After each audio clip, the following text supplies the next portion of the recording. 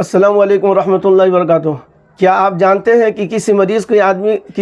की आदत के लिए जाते हैं, किसी मरीज़ को देखने के लिए जाते हैं और पता नहीं है अब तक आप लोग कितने मरीज़ों की आप लोग इयादत कर चुके होंगे, लेकिन हमें सही इसका इल्म नहीं है कि अल्लाह के रसूल सल्लल्लाहु अलैहि वसल्लम की तरफ से क्या क्या बशारतें हैं और क्या क्या खुशखबरी है और इस पे आखिरत के एतबार से हमें क्या क्या फ़ायदा होगा। चूँकि सही इसका इल्म न होने की वजह से हम लोग रस्मन या लोग नहीं जाएंगे तो लोग क्या कहेंगे, इस नीयत से लोग मरीज़ की आदत करने के लिए और मरीज़ को देखने के लिए जाते हैं, जबकि इस तरह की नीयत पर आखिरत का कोई फ़ायदा नहीं है। लिहाजा अल्लाह के रसूल सल्लल्लाहु अलैहि वसल्लम ने हमारे लिए क्या क्या फजीलतें बयान की, मैं इस वीडियो के अंदर पूरी तफसील के साथ मैंने इस चीज़ को बयान किया। इसलिए आप पूरी वीडियो देखेंगे तब जा कर के आपको पता चलेगा कि वाक़तन जो है ये आखिरत के एतबार से किसी मरीज़ को देखना आखिरत के एतबार से कितना फ़ायदे की चीज़ है और कितने नफ़े की चीज़ है। अल्लाह तबारक व तआला ऐसी वीडियो को देख करके हमें सही माने में सुन्नत व शरीयत के मुताबिक हर अमल करने की अल्लाह तौफ़ीक़ अता फ़रमाए। आमीन सुम्मा आमीन। अस्सलामु अलैकुम व रहमतुल्लाहि व बरकातुहू। अल्हम्दुलिल्लाहि रब्बिल आलमीन। अल्लाहुम्मा सल्लि अला सय्यिदिना मुहम्मद व अला आलि सय्यिदिना मौलाना मुहम्मद व बारिक वसल्लिम। या रब्बि सल्लि व सल्लिम दाइमन अबदा अला हबीबिका खैरुल खल्क़ि कुल्लिहिम।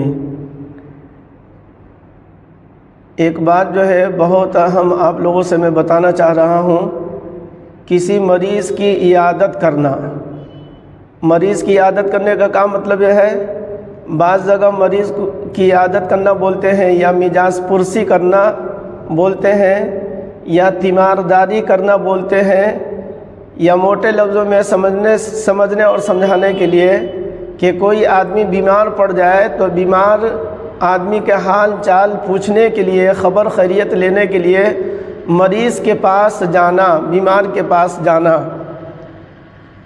ख़्वाह वो मरीज़ जो है घर के अंदर हो, घर में हो या किसी हॉस्पिटल वगैरह में एडमिट हो, भर्ती हो, बहरहाल जहाँ मरीज़ है उस जगह पहुँचना और मरीज़ की ख़बरगिरी लेना, ख़बरगिरी करना और हाल चाल जो है दरियाफ़्त करना, ख़बर खैरियत लेना, इसी को मरीज़ की आदत करना बोलते हैं, मरीज़ की मिजाज पुरसी करना बोलते हैं। लिहाजा अल्लाह के रसूल सल्लल्लाहु अलैहि वसल्लम की बहुत सारी हदीस है। इसमें हमारे यहाँ गलती ये होती है कि कोई आदमी बीमार पड़ जाता है, किसी की तबीयत ख़राब हो जाती है, अपना है, पराया है या दोस्त अहबाब है या कोई अपना रिश्तेदार है, तो लोग जो है मरीज़ को देखने के लिए इस गर्ज से जाते हैं कि नहीं जाएंगे तो लोग क्या कहेंगे कि हम बीमार पड़े थे, हमारी तबीयत ख़राब हो गई थी तो आप लोग पूछने तक के नहीं आए थे। तो इस गर्ज से अगर कोई आदमी जाता है, रिश्तेदार है, नहीं जाएंगे तो लोग क्या सोचेंगे, तो इस तरह कोई आदमी नियत कर करके किसी मरीज़ की आदत करने के लिए जाता है तो उस पर कोई अजर और कोई सवाब नहीं,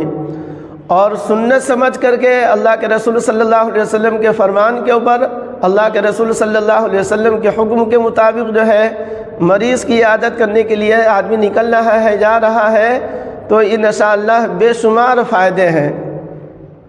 उसके कुछ आदाब आप लोगों को बताऊंगा ताकि जो है मरीज़ की आदत करने का और मिजाज पुरसी करने का जो है आप लोगों को पूरा फ़ायदा पहुँचे और बहुत ज़्यादा नेकी जो है आप लोगों को मिल जाए।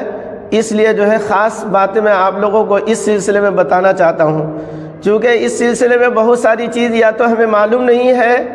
या इसी तरीके से मालूम है लेकिन हम लोग उस पर अमल नहीं करते हैं।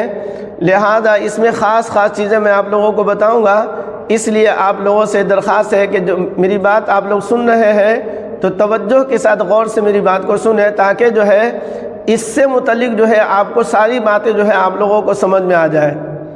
सबसे पहला काम जो है कहा जाता है जब मरीज़ की आदत करने के लिए आदमी घर से निकले,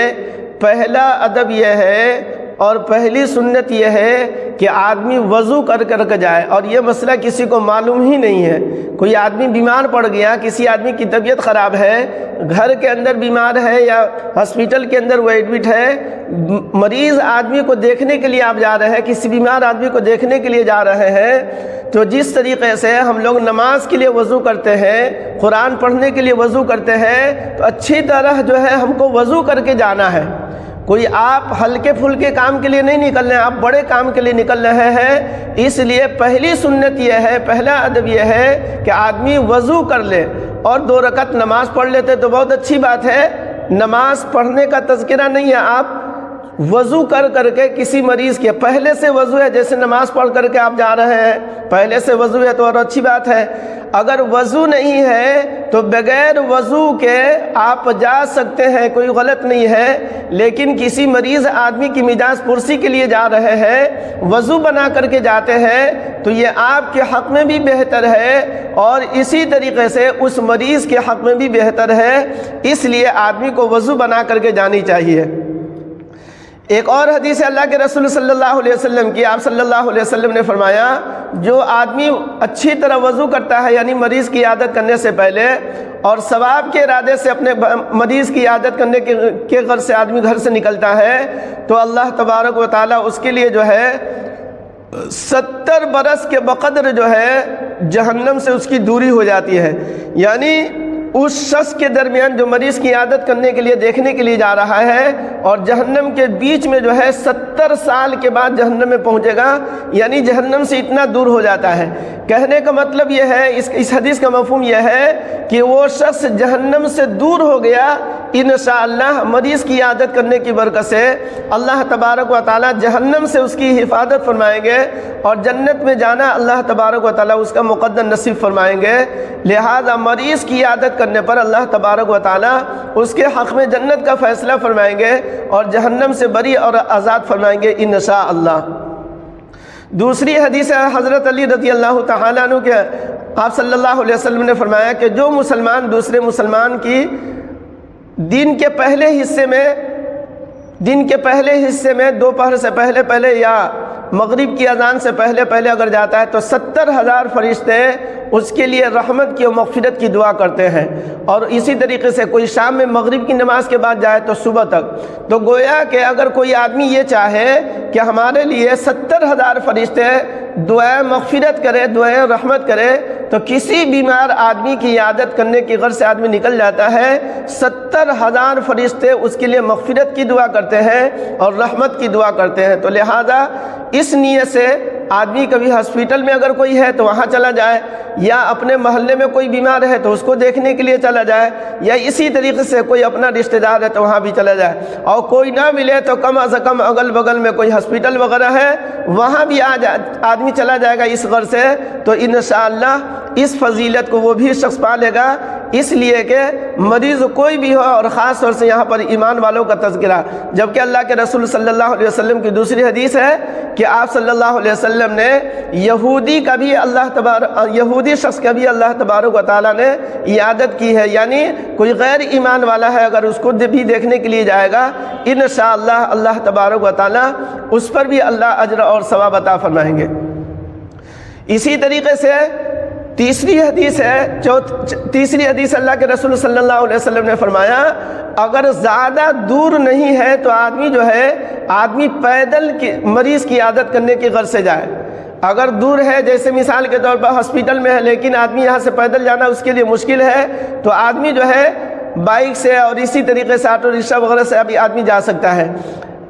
اور زیادہ دور ہے، اپنے گھر سے زیادہ دور ہے، 10 15 20 کلومیٹر کے فاصلے پر ہے یا اس سے بھی زیادہ دور ہے، تو پھر آدمی کسی بھی سواری پر سوار ہو کر کے بھی آدمی جا سکتا ہے۔ لیکن بہتر کیا کہا گیا ہے؟ بہتر یہ کہا گیا ہے آس پاس میں ہو، قریب میں ہو، تو آپ صلی اللہ علیہ وسلم نے فرمایا مریض کی عیادت کرنے کے لیے آدمی جائے تو آدمی پیدل جائے۔ یہ بھی اللہ کے رسول صلی اللہ علیہ وسلم سے ثابت ہے، اور اس پر بھی اللہ تبارک و تعالیٰ دنیا اور آخرت کی بھلائی اللہ تبارک و تعالیٰ اسے عطا فرمائیں گے۔ تو ایک ادب اور سنت یہ ہے کہ مریض کی جب آدمی عیادت کرنے کے لیے جائے تو آدمی پیدل ہی جائے، یہ زیادہ بہتر ہے بنسبت آدمی سواری پر سوار ہو کر کے جائے۔ اسی طریقے سے اللہ کے رسول صلی اللہ علیہ وسلم کی ایک حدیث ہے، آپ صلی اللہ علیہ وسلم نے فرمایا جب کوئی شخص بیمار کی عیادت کرتا ہے، جب تک کہ وہ بیٹھا رہتا ہے دریائے رحمت میں داخل رہتا ہے، جب بیمار کے پاس سے اڑ جاتا ہے تو دریائے رحمت میں غوطہ لگا دیتا ہے۔ مطلب یہ ہے کہ جتنی دیر مریض کے بعد آدمی بیٹھتا ہے، 2 منٹ ہو 10 منٹ ہو،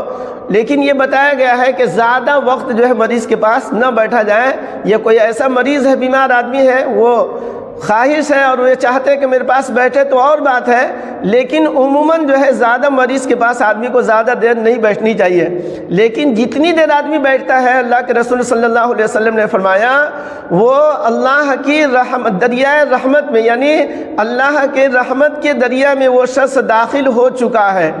اور جب وہاں سے اٹھتا ہے گویا کہ اب اس میں غوطہ لگا لیا ہے، تو گویا کہ پورے طور پر اللہ تبارک و تعالیٰ کی رحمت جو ہے اس کے اوپر جو ہے اللہ کی رحمت اتر چکی ہے، آ چکی ہے، اللہ کی رحمت کا وہ مستحق ہو چکا ہے، بے شمار اللہ تبارک و تعالیٰ کی طرف سے رحمتیں جو ہے اس پر نازل ہو چکی ہے۔